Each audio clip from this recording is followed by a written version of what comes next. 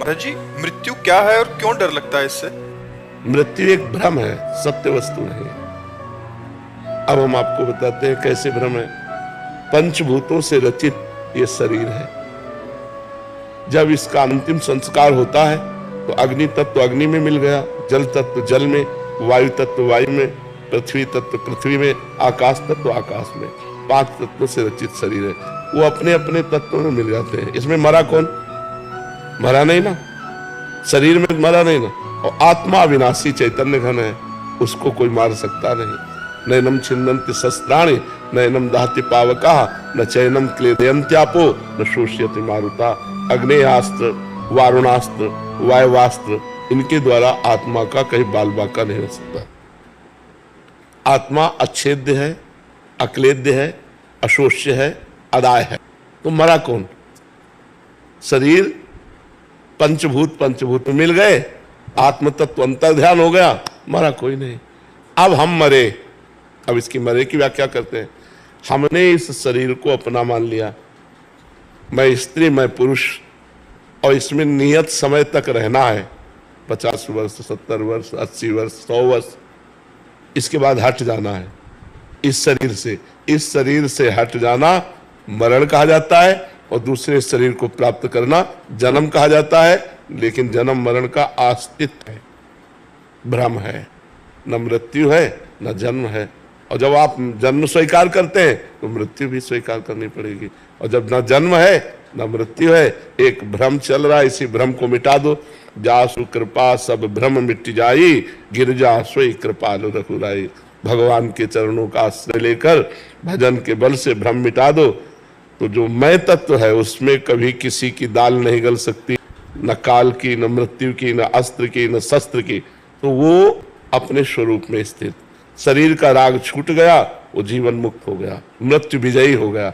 मृत्यु ट्रांसफर है। मृत्यु का मतलब है ट्रांसफर।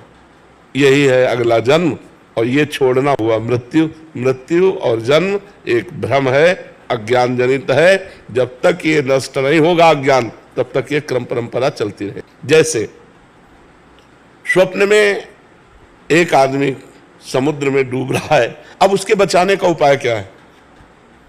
वो जोर से चिल्ला पड़ा, मैं डूब रहा हूं, बचाओ। अब जितने जागने वाले हैं, अब क्या उपाय कर सकते हैं? समुद्र के आसपास वो अपने को देख रहा है कि मैं समुद्र में डूब रहा हूं, हल्ला मचा रहा है कि आसपास लोग हैं, मुझे बचा लें। और वो आवाज जोर से निकल पड़ी उसकी स्वप्न में, मैं पानी में डूब रहा हूं, समुद्र में, मुझे बचाओ। अब हम तैराक लावें या नाविक लावें, ये क्या करें? तो एक केवल उपाय है, जगा दो से।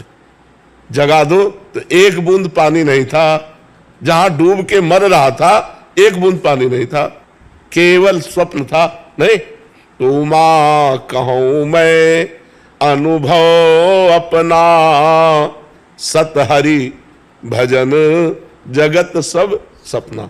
ये पहले रूप नहीं, 60 वर्ष पहले ये रूप नहीं था। अब आगे पता नहीं कितने मिनट बाद ये रूप नहीं रहेगा। ये बीच में केवल भाषित हो रहा है, इसलिए स्वप्न है। अगर ज्ञान के द्वारा देखो तो जैसे आपकी गाड़ी आपके पैसे के अनुसार है, ऐसे गाड़ी है। खूब बढ़िया दान पुण्य भजन किए हो तो तेजस्वी स्वरूप और रुपया पैसा खान पान सब दुनिया का वैभव सब सुख एकत्रित गाड़ी है। तुम थोड़ी हो। आत्मा तो जैसे हमारी वैसी चींटी की, जैसे हमारी वैसी सुअर की, जैसे हमारी वैसी चराचर जीव की। आत्मा तो एक ही है। अनेक शरीर दिखाई दे रहे हैं। जैसे सूर्य एक है और घड़े करोड़ों रखे हो तो करोड़ सूर्य भासते हैं, है नहीं? सूर्य तो एक है। ऐसे ही परमात्मा जिसे आत्मा कहते हैं वो एक है, एक करोड़ों घड़े हैं। हम श्री जी के अंश है महाराज जी। हाँ बच्चा, या जैसे कि हम श्री जी के अंश है, तो हम क्या श्री जी? अभी तुम शरीर धरा से बोल रहे हो, इसलिए समझ नहीं पाओगे कि तुम अंश हो। तुम बात जो कर रहे हो वो सुनी हुई बात कर रहे हो, और शरीर धरा से बात कर रहे हो। अभी बात कर रहे हो ना शरीर धरा से। अभी तुम भगवत अंश में स्थित थोड़ी होके बात कर रहे हो। पहले भजन करो, भगवत अंश का अनुभव करो कि मैं हूं, तब आगे की बात समझ में आ जाएगी। नहीं तो चाहे जितना ज्ञान बघारो, सुन के यहां से निकल जाएगा, कुछ पल्ले नहीं। नाम जप करो, खूब माता पिता के चरण छुओ, बड़े बुजुर्गों की सेवा करो, खूब पढ़ाई करो, अच्छे से धन कमा करके परिवार की सेवा करो, बुद्धि शुद्ध हो जाएगी, आगे की बात समझ में आ जाएगी।